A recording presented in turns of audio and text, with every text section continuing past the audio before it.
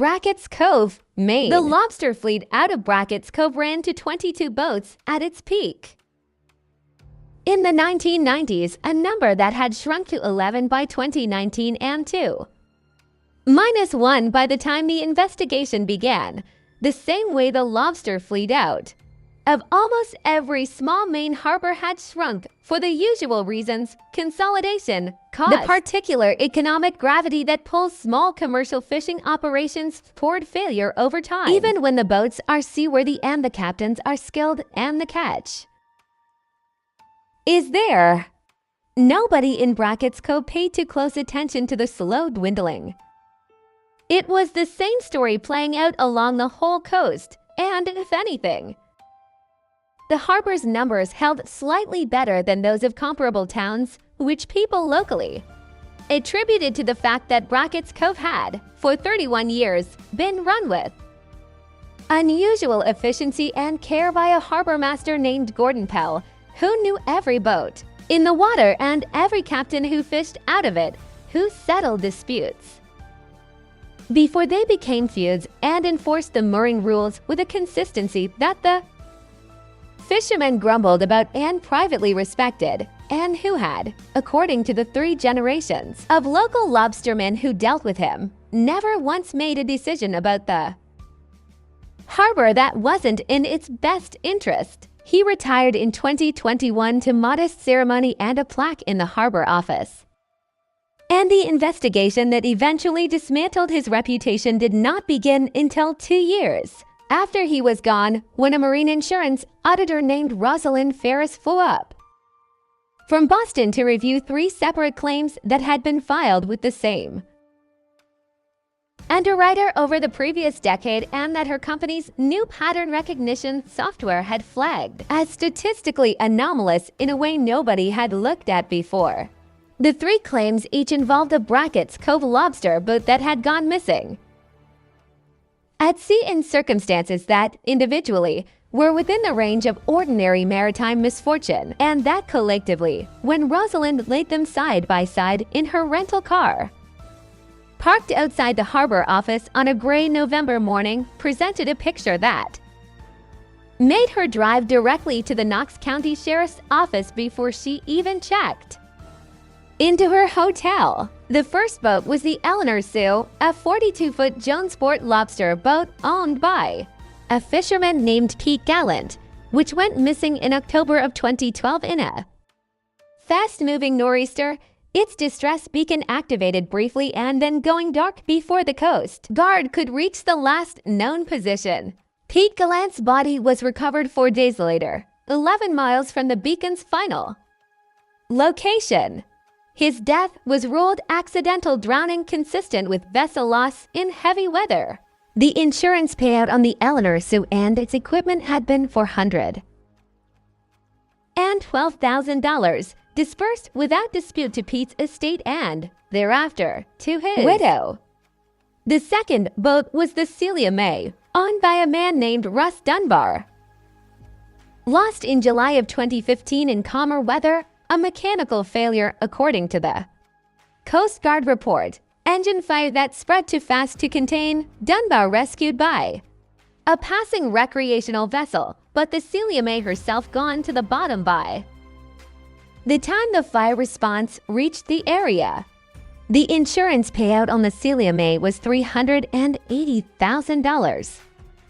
Russ Dunbar used the money to retire from fishing entirely, citing the trauma of the fire, and moved to Florida. He was still alive. The third boat was the Marjorie B., owned by a couple named Carl and Donna Higgs, lost in November of 2018 in conditions similar to the Eleanor Sue's loss, a nor'easter that generated waves large enough to have credibly swamped the vessel.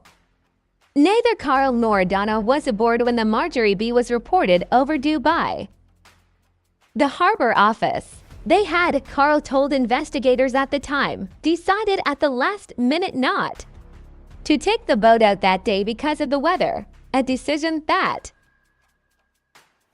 Carl said afterward felt like the luckiest call of his life. The Marjorie B was never located. Its insurance payout was $520,000, the largest of the three, reflecting a recent equipment upgrade that had significantly increased the boat's insured value less than 6 months before it disappeared. What Rosalind Ferris had identified was not that any one of these claims was fraudulent on its face, but that all three had been filed through the same local marine insurance agent, a man named Dale Forrest, whose small office sat 2 blocks from the harbor, that all three boats had their insured values increased, in each case by amounts between 40 and 60%, within the 12 months preceding their loss, and that the entity that had filed the annual harbor inspection reports certifying all three vessels as seaworthy in the same 12-month periods was the Brackets Cove Harbor Office, under the authority of Harbor Master Gordon Pell. The Harbor Master, Gordon Pell, had been appointed Harbor Master by the Brackets Cove Select Board in 1990, at the age of 41, after spending 17 years as a commercial fisherman himself, a background that gave him the practical credibility that the position had always needed. And the previous two harbor masters, both retired bureaucrats from the county seat, had visibly lacked. He knew the boats, and he knew the men who ran them, and he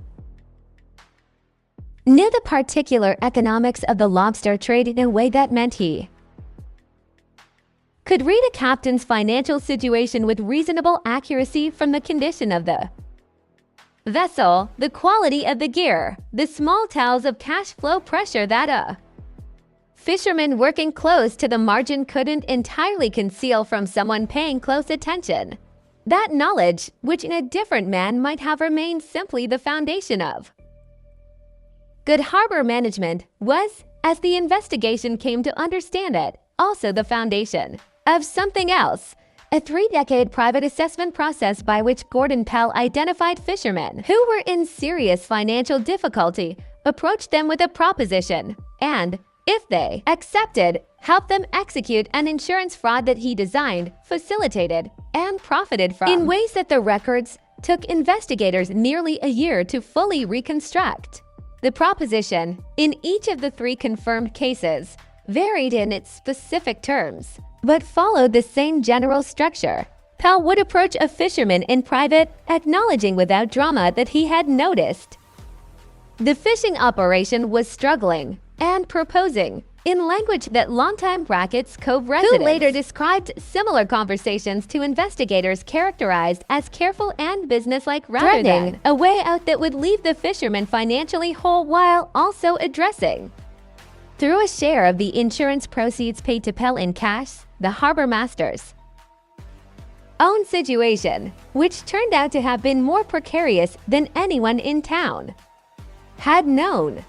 The harbor master's situation. The financial investigation into Gordon Pell, conducted jointly by the Knox County District Attorney's Office and the Maine Attorney General, revealed that Pell had been carrying a substantial private debt load since at least 2008, a combination of a second mortgage he had taken out at the top of the market to help his daughter with, a house purchase, a business investment in a local boat repair yard that had gone badly, and a gambling habit that several acquaintances described, in retrospect, as having grown significantly in the years when his other financial pressures increased. None of this was visible in Brackets Cove because Pell was not the kind of man who talked about his finances, and because the harbor office ran smoothly enough, and because nobody had any particular reason to look at the harbor master's bank accounts, and because the harbor inspection reports he filed were, as far as anyone could tell from the outside, exactly what they claimed to be. The inspection reports were the hinge of the entire scheme. A harbor inspection report from a certified harbor master is a document that marine insurers treat as credible evidence of vessel condition, and that credibility is the reason marine insurance can be issued remotely by underwriters in Boston or Hartford who never see the boats they are insuring. Pell had spent 30 years building, through honest work, a reputation for inspection accuracy that made his reports essentially unquestioned by the underwriters who received them. In the 3 cases the investigation confirmed, he had used that reputation to file reports certifying vessels as seaworthy in the months before their loss. Reports that, in at least 2 of the 3 cases, the investigation ultimately concluded were materially inaccurate in ways that significantly overstated the condition of the boats, and that, combined with the coordinated insurance value increases arranged through Dale Forest, created the conditions for a payout substantially in excess of the true market value of the vessels at the time of loss. Dale Forest, the marine insurance agent who had handled all 3 claims. Dale Forest was 68 years old when investigators came to see him in the spring of 2023, and he was, by his own account, not a man who slept well. He had been processing marine insurance in Brackett's Cove for 36 years, and he told investigators in a 2-day interview that his attorney described afterward as more forthcoming than strictly advisable, that he had cooperated in the scheme knowing what it was, and that he had done so because Gordon Pell had information about Dale's own business practices that Dale preferred not to see in a courtroom, and because Gordon had presented the arrangement as, in his word, mutual, a description Dale admitted was accurate in the narrow sense that everyone involved got something they needed, and that he had told himself for 11 years was a sufficient justification for what he had agreed to. He did not find it a sufficient justification anymore. His attorney asked him to stop talking at that point, and he did, but what he had already said was enough. The insurance industry's response. The marine insurer that had paid all 3 claims, a Boston-based underwriter named Atlantic Seaboard Marine, retained an independent law firm to review the full scope of Gordon Pell's 31 years of harbor inspection reports once the investigation became public, an exercise that took 4 months and cost more than the 3 fraudulent claims combined. The review identified 3 additional cases beyond the confirmed fraud in which the investigation had been unable to produce sufficient evidence for prosecution, but in which the pattern of insurance value increases, timing of vessel loss, and inspection report language was similar enough to the confirmed cases to warrant referral to the main marine insurance fraud unit for independent review. Those referrals were still pending at the time this account was compiled. The review also produced a finding that nobody had asked for, and that Atlantic Seaboard Marine quietly included in a footnote of the report without holding a press conference about it, which was that the average quality and accuracy of Gordon Pell's inspection reports in the cases not connected to the fraud inquiry was, by the firm's assessment, genuinely high, a finding that was simultaneously exculpatory as to his general professional conduct and in no way mitigating as to the specific cases where he had chosen to lie, and that illustrated in miniature the particular complication of the whole case, which was that Gordon Pell was not a man who had always been corrupt. He was a man who had been an asset to his harbor for decades, and had then, under private pressure that no one around him was aware of, made a choice to weaponize the credibility he'd built honestly in the service of something dishonest, and that the 2 things, the honest career and the dishonest act, were not separable in the way that a clean story about a corrupt man would require them to be. Pete Gallant. The case against Gordon Pell was built primarily on documentary evidence and financial records, and on the testimony of Russ Dunbar, who had survived the loss of the Celia May and who agreed, after significant negotiation through his attorney, to cooperate with prosecutors in exchange for immunity on the fraud charges against him personally.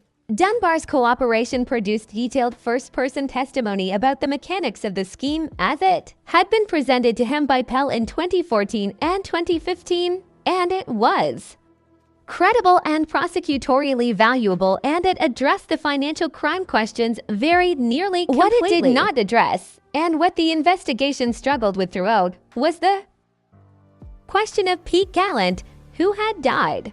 Pete Gallant's death had been ruled accidental. The nor'easter that claimed the Eleanor Sue in October of 2012 had been severe, and the Coast Guard's investigation at the time had found nothing inconsistent with vessel loss in heavy weather. But the insurance fraud investigation, once it established that Pell had been involved in the Eleanor Sue case, produced a question that the Coast Guard investigation had never needed to ask: if the Eleanor Sue case followed the same structure as the Celia May and the Marjorie B, which were staged losses in which the captain survived, why had Pete Gallant died? There were several possible answers. The simplest was that the Eleanor Sue had been lost genuinely in the storm, without any staged element, and that Pell had simply capitalized on a legitimate maritime accident by ensuring that the insurance report was processed in a way that maximized the payout to the estate, which would still have been fraud, but a different and less dangerous kind. A second possibility was that the Eleanor Sue loss had been staged in the same way as the others, but that something had gone wrong in the execution.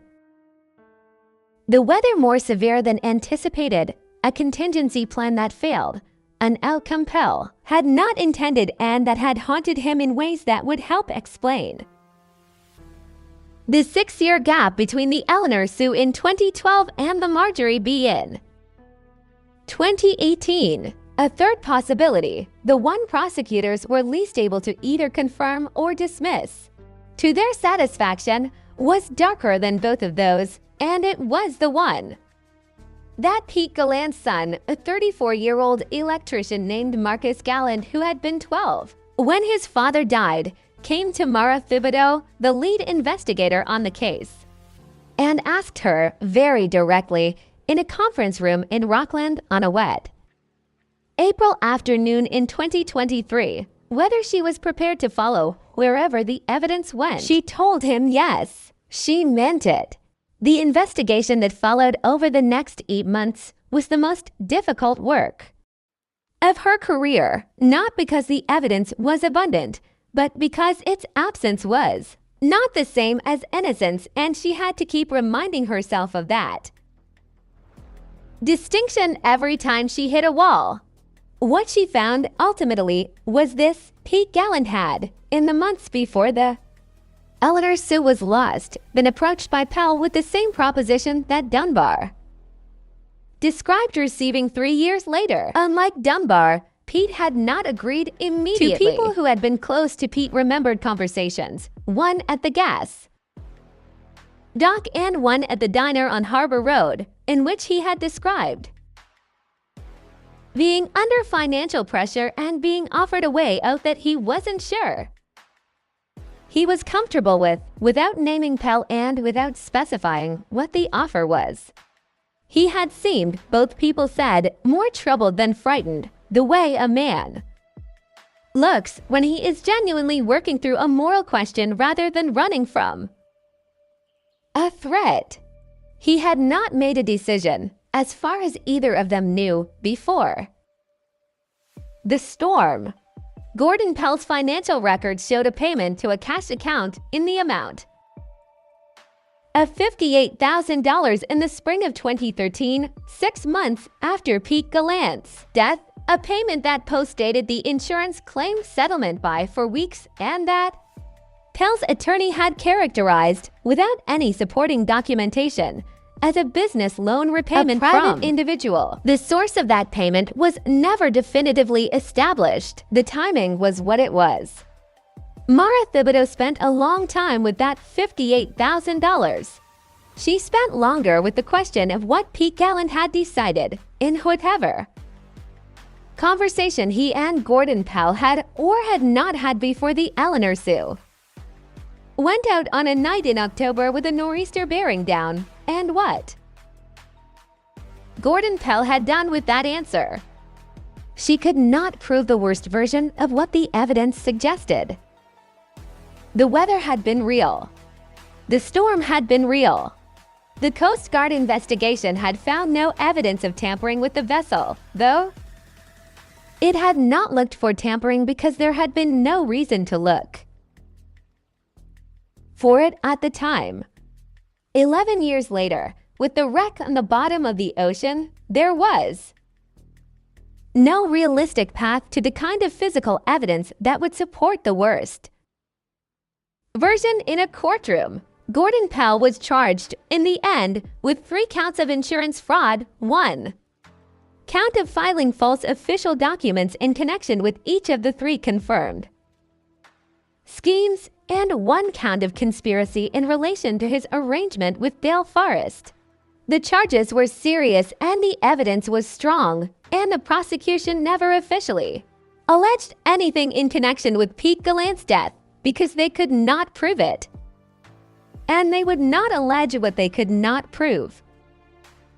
The indictment was issued in November of 2023. Gordon Pell was 74 years old. He was convicted on all counts in May of 2024 after a trial in which Russ Dunbar's testimony proved as damaging as prosecutors had expected, and in which Dale Forrest, who had reached his own plea agreement, provided supporting testimony about the mechanics of the insurance value increases and the coordination with Pell's inspection reports. Pell was sentenced to 8 years in federal prison, reduced from the statutory maximum.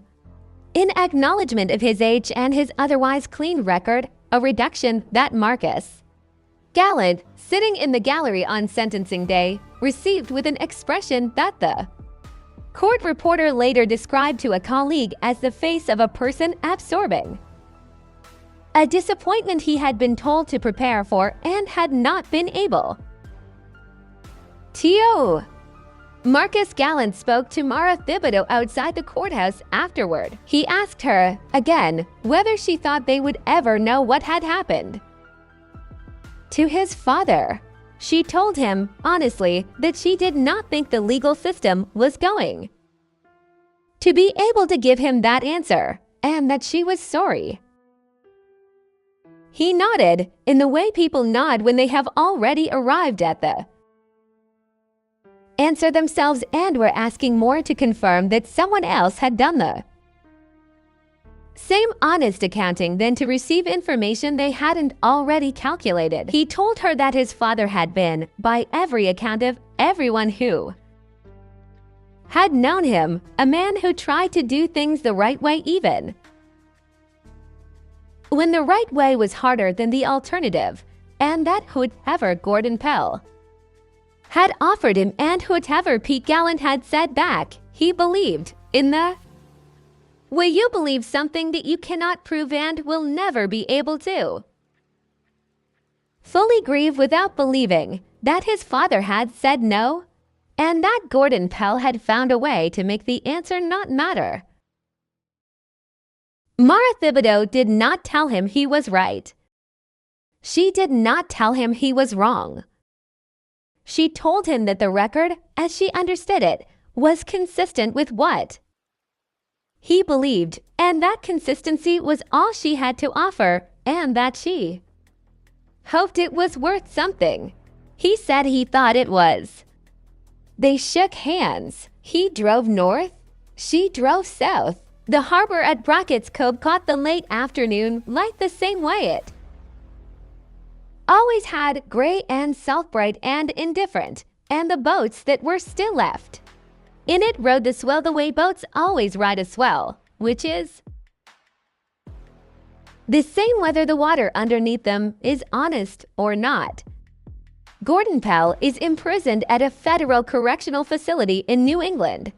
He is, by all accounts, available, in declining health, and has made no public statements since his conviction. The harbor office in Brackett's Cove has a new harbor master, a woman named Christine Arbo, who came up from York County and who knew nothing of Gordon Pell beyond what she read in the news coverage, and who has, in the 3 years since her appointment, rebuilt the harbor's inspection procedures with a redundancy and an independent audit trail that the Select Board voted into policy specifically because the old system, which had relied entirely on the integrity of one trusted man, had demonstrated in the most expensive possible way the risk of exactly that kind of singular trust.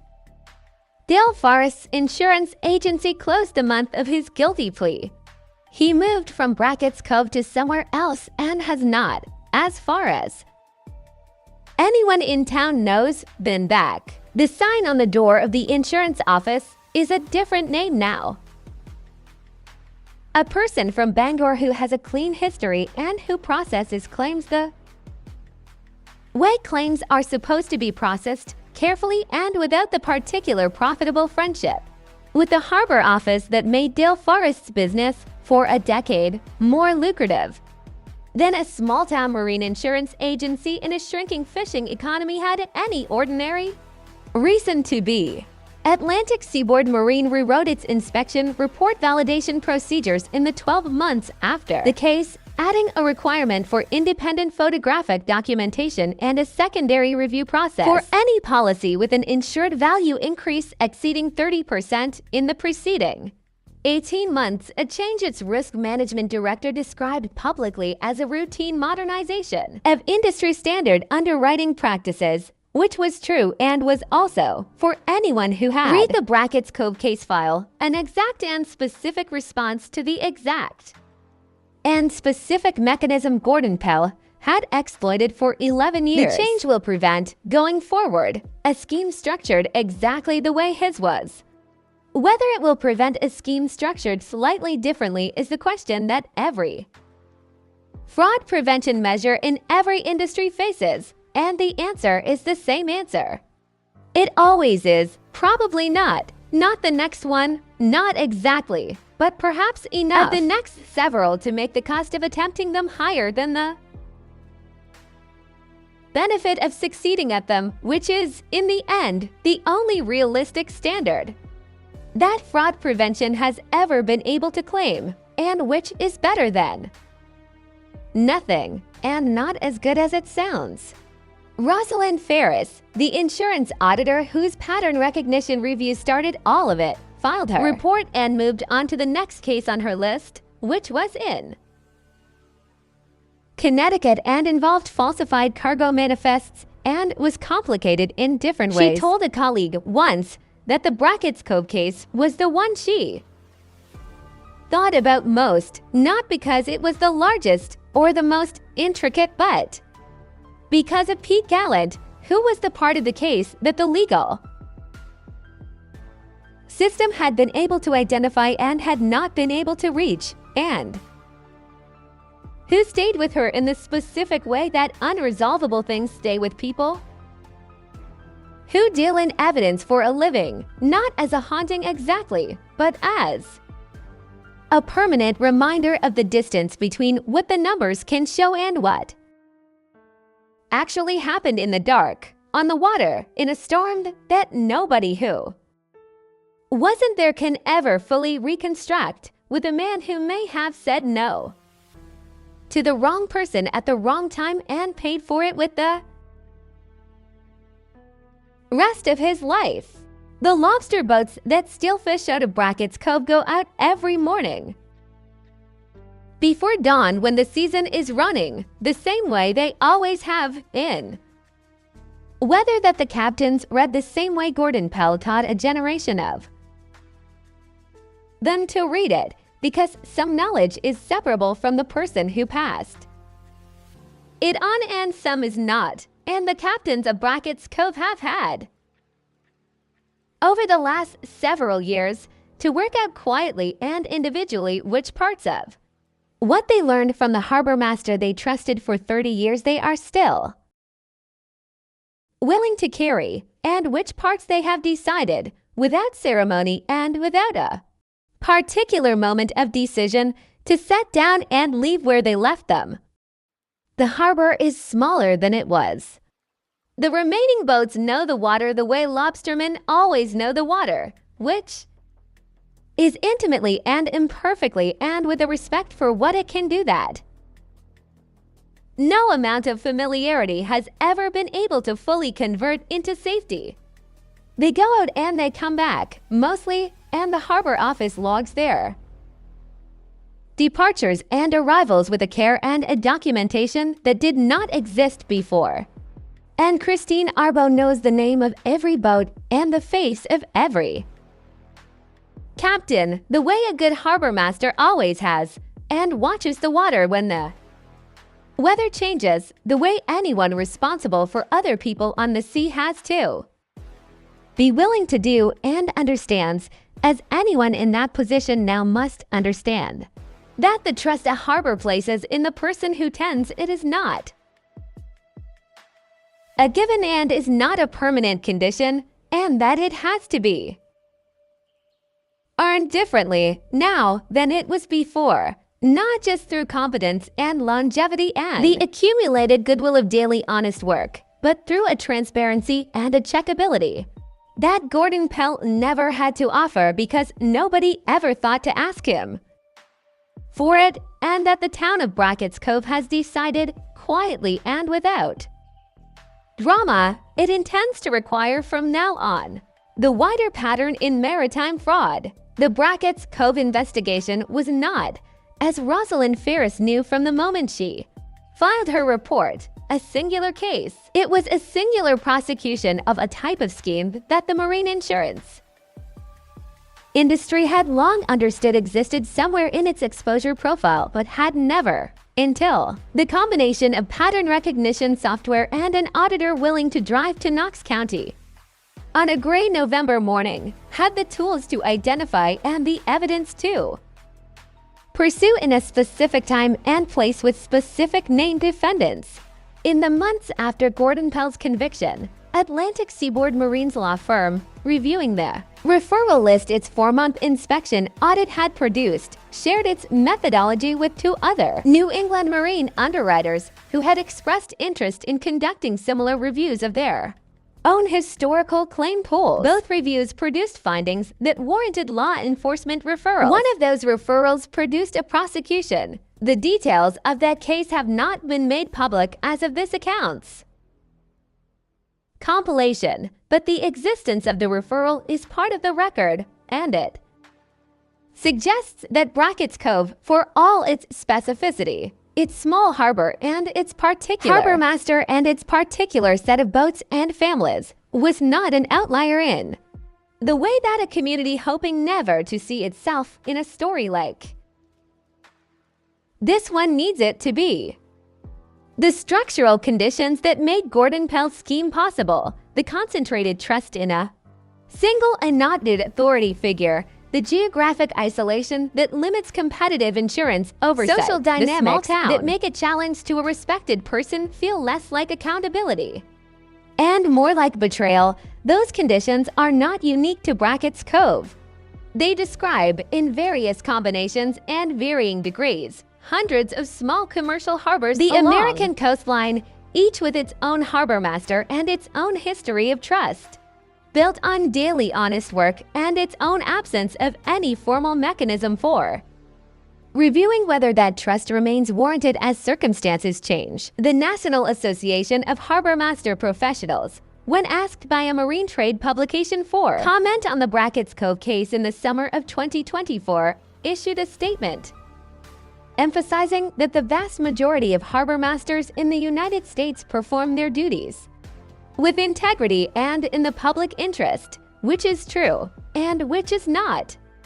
An answer to the question the case had actually raised, and which the trade publication noted was not an answer to that question, and which the association did not follow up on with anything more substantive. The question the case had actually raised was the same question that Cypress Falls and Hollow Pine and Solace Bay had each raised in their own registers, not whether the person at the center of the community's trust was usually trustworthy, but whether the community had built into its trust any mechanism at all for discovering the answer when the answer was no.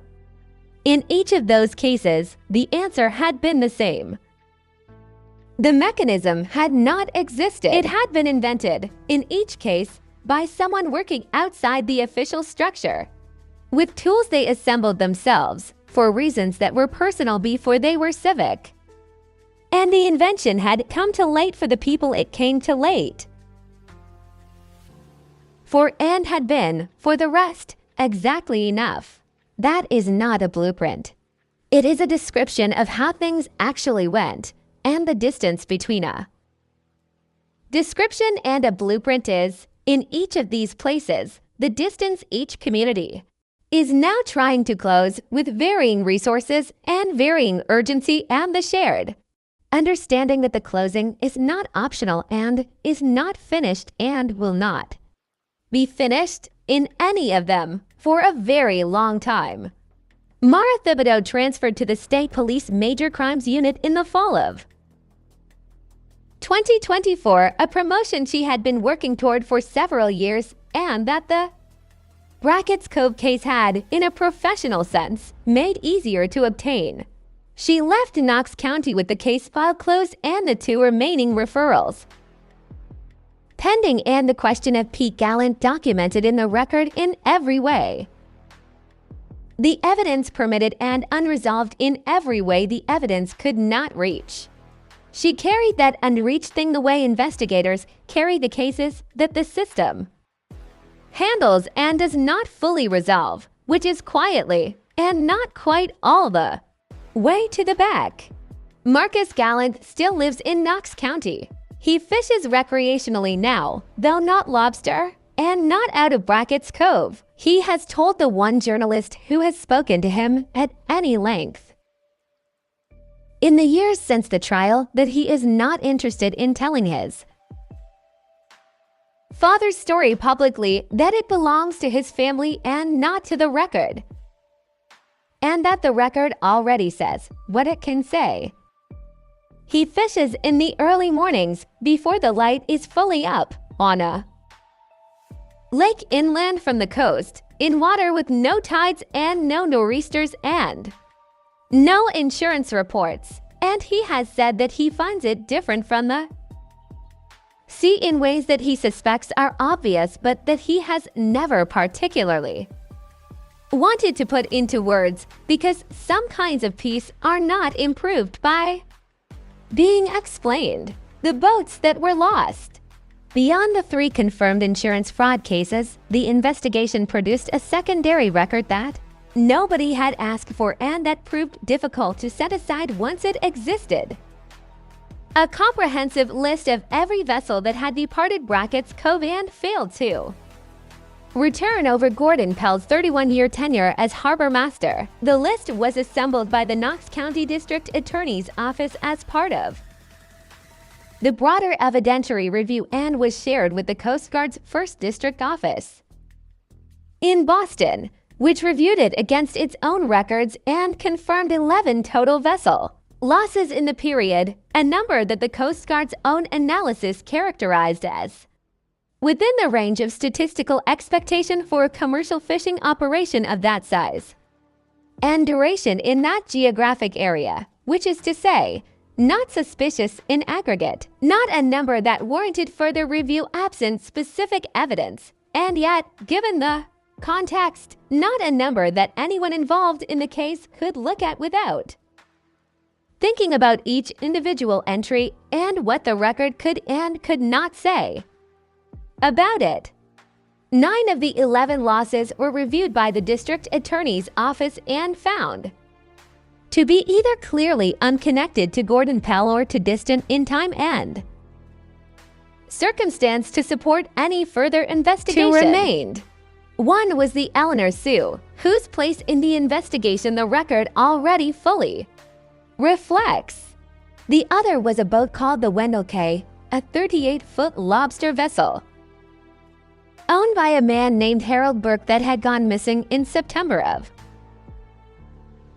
2006, 6 years before the Eleanor Sue, in circumstances that the original investigation had accidental capsize in confused seas following a mechanical failure. Harold Burke's body had never been recovered. His estate had received a modest insurance payout, modest relative to the Eleanor Sue, because the Wendell K had been old and its insured value reflected its age.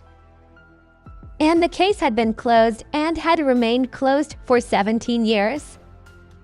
The investigation into the Wendell K produced no new evidence.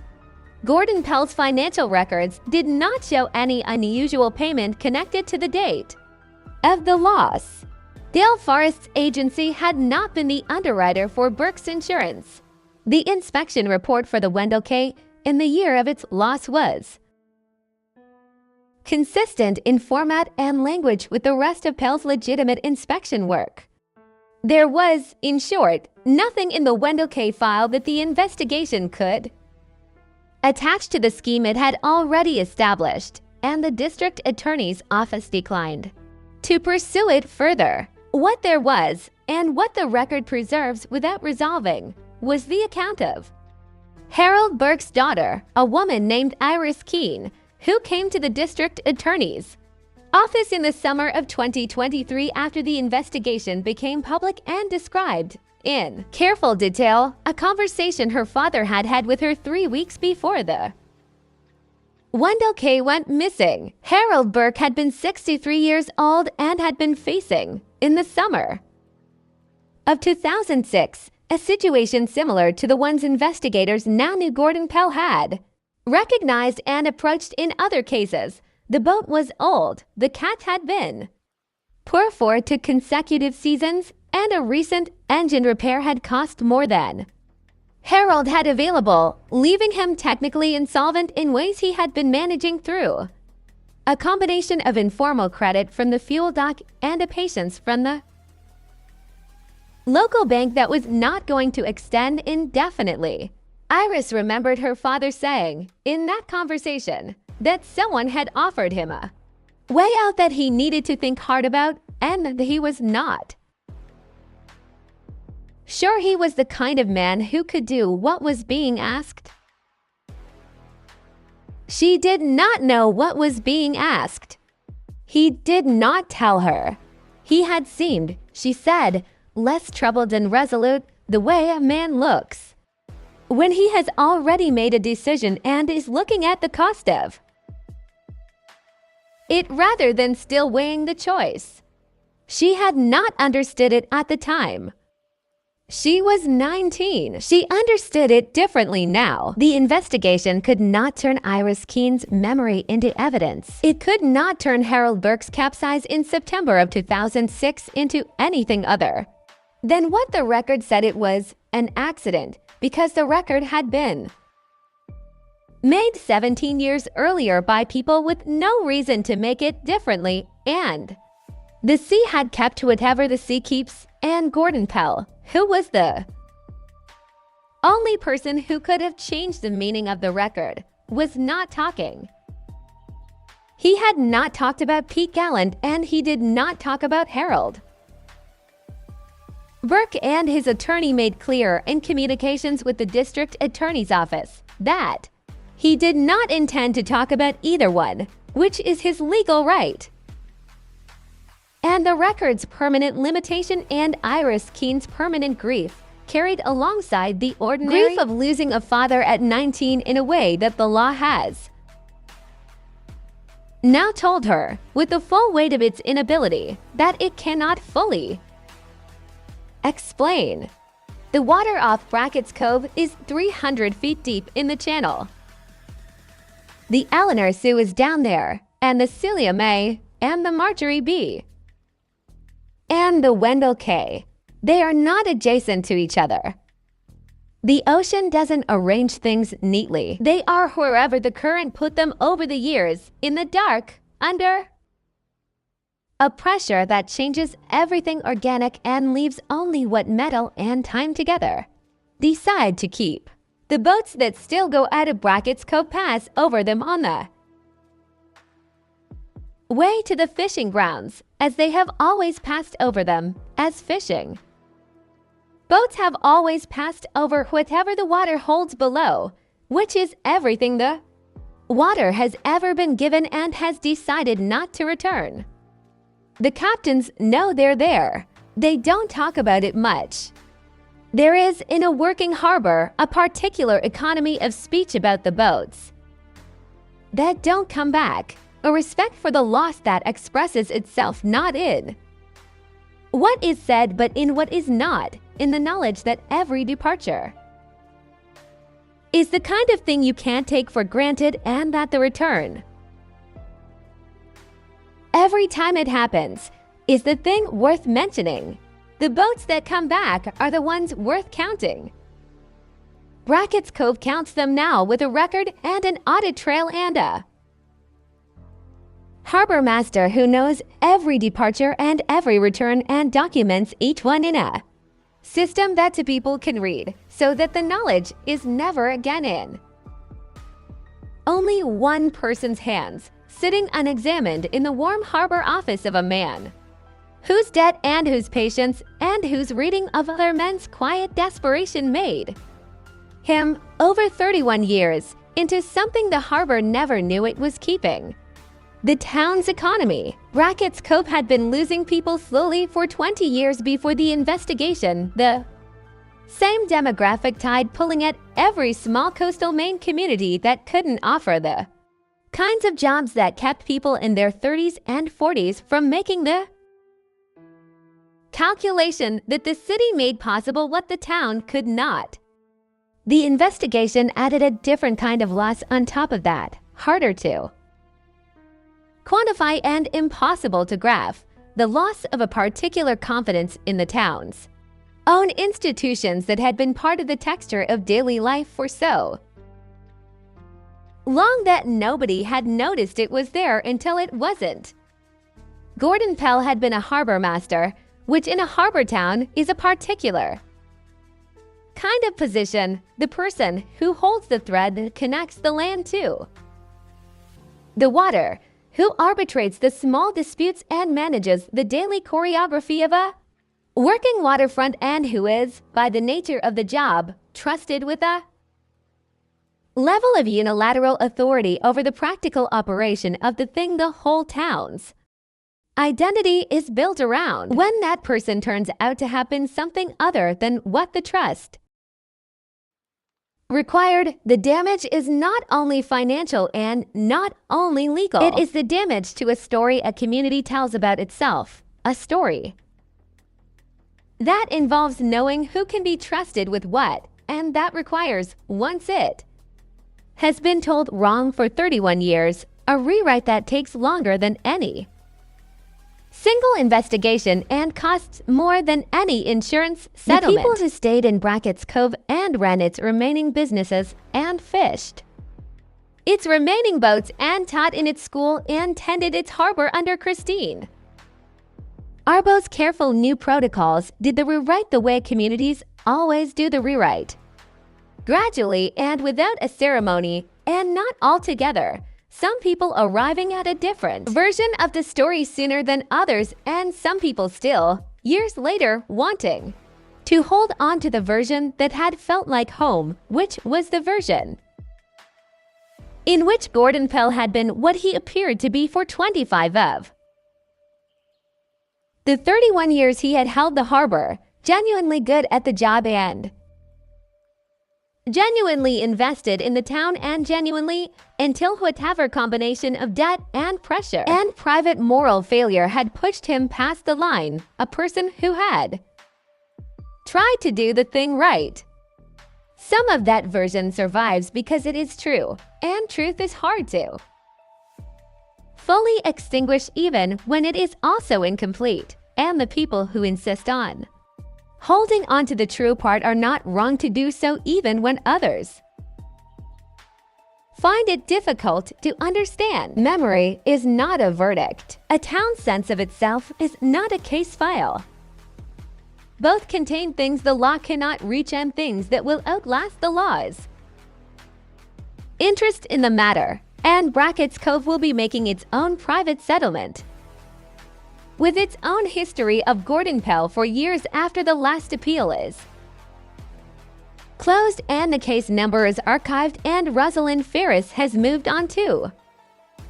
Whatever case comes after Connecticut and the harbor's boats go out in the dark, every morning just the way they always have and return and are counted and are logged and are found where they are supposed to be, which is the minimum the harbor owes the people who sail out of it and the thing it has committed now to always know. Rosalind Ferris's pattern recognition review, the methodology she used that November morning in the car outside the harbor office, was formalized by Atlantic Seaboard Marine into a standard quarterly audit procedure in 2024, applied across its full book of commercial marine business in New England, processing thousands of claims annually through the same cross-referencing logic that had flagged the Brackett's Cove cases. In its first year of operation, the procedure flagged 17 additional cases for secondary review. 3 of those resulted in law enforcement referrals. The other 14 were found, on closer inspection, to have legitimate explanations, regional patterns, specific vessel classes with elevated loss rates, underwriter pricing adjustments, pattern of pre-loss value increases without indicating fraud, 14 legitimate explanations, and 3 referrals out of 17 flags, a specificity rate the company's risk team considered acceptable, since the cost of 3 frauds detected and deterred significantly outweighed the administrative cost of reviewing 14 false positives, and since knowledge that the review exists functions as its own deterrent in ways that cannot be measured but that the industry has, in the wake of Brackett's Cove, largely accepted as real. Fraud prevention of this kind works the same way every other structural safeguard works. Imperfectly at the edges, with exceptions that the mechanism hasn't been designed to catch. Yet, and better than nothing, which is the standard that any safeguard that actually exists has over any safeguard that is still only being discussed. The Brackett's Cove case exists, and the mechanism it produced exists, and the question of whether they are enough is the same question that follows every safeguard ever built in response to a harm that had already happened. Enough for what? For whom? For the next time or the time after that? And who is doing the counting, and how often, and what are they willing to do when the numbers say something nobody in the room wants to hear? Rosalind Ferris drove back to Boston from Knox County at the end of the week she spent there in November of 2022, the week she filed her report, and turned the case over to the people whose job it was to do. What came next? She drove the coastal route because it was more interesting than the interstate, and she passed through half a dozen harbor towns that looked, from the road, approximately the same, a few boats in the water, a dockside building with a flag, a parking area with pickup trucks, a sign with the town's name and some number of feet of elevation, and a motto that most small coastal towns have. Something about the sea or the people who work it or the heritage that the town considers worth preserving. She noticed that several of them had harbor offices with lights on inside, and she noticed, which she would not have noticed before that week, that from the road you could not see what was happening in those offices, whether the person inside was doing their job or something else, whether the records were accurate or adjusted, whether the boats that had left that day had gone where they said they were going and come back when they said they would be back. From the road, it all looked the same. It always had. It had always been the counting that made the difference, the patient, daily, undramatic counting that distinguishes a harbor where someone is paying attention from a harbor where someone decided a long time ago that the attention could be traded for something else, and that nobody would notice, and that the sea was large enough to keep its own counsel. The sea is large enough. It is the counting that the sea cannot do for you, and that someone always has to do instead. Christine Arbo locks the harbor office every evening at 6 and checks the mooring. Log one final time before she leaves, a habit she developed in her first week on the job and has kept without exception. She confirms that every boat that went out that day came back, or has a logged reason for its absence: an overnight trip, a hole out at the yard, a captain who called ahead. The log is clean most evenings. The boats are where they are supposed to be. She turns off the light in the harbor office and walks to her car and drives home to a house on a road that runs parallel to the water, and at night she can hear the harbor from her window, the particular sound of a working waterfront at rest, the creak of lines and the slap of small waves, and the occasional bell buoy a quarter-mile out marking the channel. And it is, most nights, exactly the quiet and ordinary sound it was always supposed to be. She has never met Gordon Pell. She does not expect to. She does what the job requires, carefully and without drama, and she counts, and she knows what she counted, and she sleeps, most nights, without difficulty, because the record is clean and the counting is done and the boats are where she knows they are, which is the thing the harbor has always needed and now, at last, always has. The Knox County case file for State of Maine v. Gordon Pell occupies 23 binders in the district attorney's archive. The financial records alone fill 7 of them. The paper trail of 11 years of insurance coordination, value inflation, fraudulent inspection reports, and cash in a pattern that looks, between on close examination, both elaborate and ordinary, the way financial fraud always looks when it is fully reconstructed, simultaneously more complex than the person who designed it needed it to be, because the complexity accumulated over time, rather than by plan, and simpler in its essential mechanism than the community that was defrauded needed it to be, because what it required above all was not sophistication, but patience and proximity, and trust that had been earned once and spent slowly across a decade while nobody was checking the receipts. Gordon Pell had the patience and the proximity. The trust had been given to him freely by people who had every reason to give it and no reason to suspect it was being spent. That is what the case file shows at its bottom, underneath the exhibits and the forensic accountant's reports and the Coast Guard records and the testimony transcripts. It shows a town that trusted the person it had reason to trust, and a person who understood exactly how much that trust was worth and decided, at some point in a private calculation nobody else was present for, to find out. Iris Keene visits the harbor at Brackett's Cove once a year, in September, on the anniversary of the Wendell K's disappearance. She does not come to the dock. She parks at the road above and looks at the water from there, the